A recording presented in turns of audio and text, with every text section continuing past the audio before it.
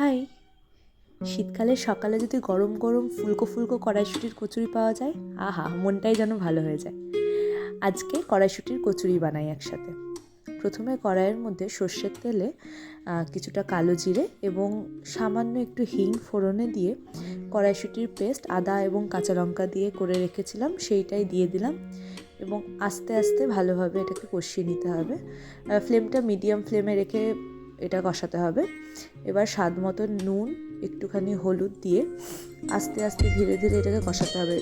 Medium ফ্লেমে রাখার কারণ হচ্ছে যেহেতু কড়াইশুঁটিটা পেস্ট করা আছে, হাই ফ্লেমে দিলে খুব তাড়াতাড়ি পুড়ে যাওয়ার চান্স থাকে, সেই জন্য মিডিয়াম টু লো ফ্লেমে রেখে এটাকে কষানোই ভালো।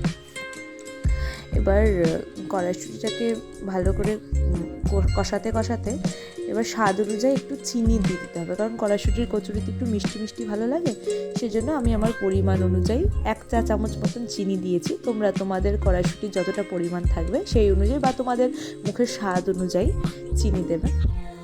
ভালো করে এটাকে কষাতে হবে। কষাতে মানে পুরটা যত শুকনো শুকনো হবে, বেলতে কড়াইশুঁটির কচুরিটা যখন বেলা হবে, বেলাটা তত ইজি হবে, নইলে কিন্তু কচুরিটা ফেটে যাওয়ার চান্স থাকবে, তখন কড়াইশুঁটির কচুরিগুলো আর ফুলবে না। সেই জন্য একদম শুকনো শুকনো করে যখন কড়াইয়ের গা ছেড়ে আসবে, ঠিক এরকম কড়াই ছেড়ে যখন উঠে আসবে পুরটা, তখন নামিয়ে নিতে হবে।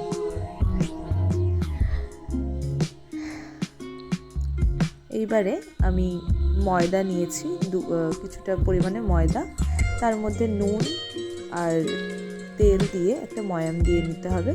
ময়ামটা এমনভাবে দিতে হবে যাতে হাত দিয়ে মুষ্টি করলে যেন ওটা একটা দলা পাকানো মতো উঠে আসে, যেন ভেঙে না যায়, ঠিক এইরকম। আমি সামান্য উষ্ণ গরম জল দিয়ে এই ডোটা বানাবো। নর্মাল জল দিয়েও বানানো যায়, শীতকালে একটু উষ্ণ গরম জল দিয়ে মাখাতে ভালোও লাগে, হাতে আরামও লাগে। আর ডোটা না, আমি দেখেছি উষ্ণ গরম জল দিয়ে মাখালে খুব ভালো হয়। খুব সফট না বা খুব হার্ড না, একটা মিডিয়াম ডো আমাদেরকে বানিয়ে নিতে হবে।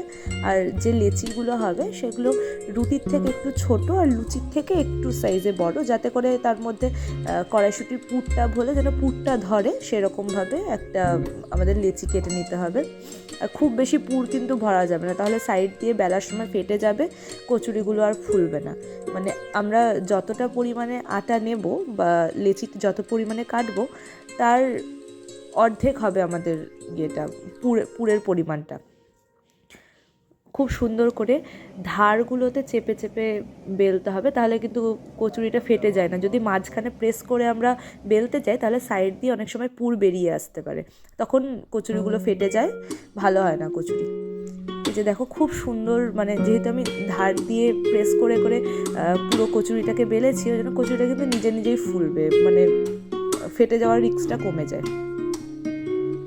এই যে এরমভাবে তোমরা একবার ট্রাই করে দেখো। আমি জানি অনেকেই এভাবেই করে, যারা করে না, বিগিনার্সদের জন্য বলছি, আমার রেসিপি দেখে যদি তোমরা বানিয়ে থাকো, আমাকে জানিও। Thank you.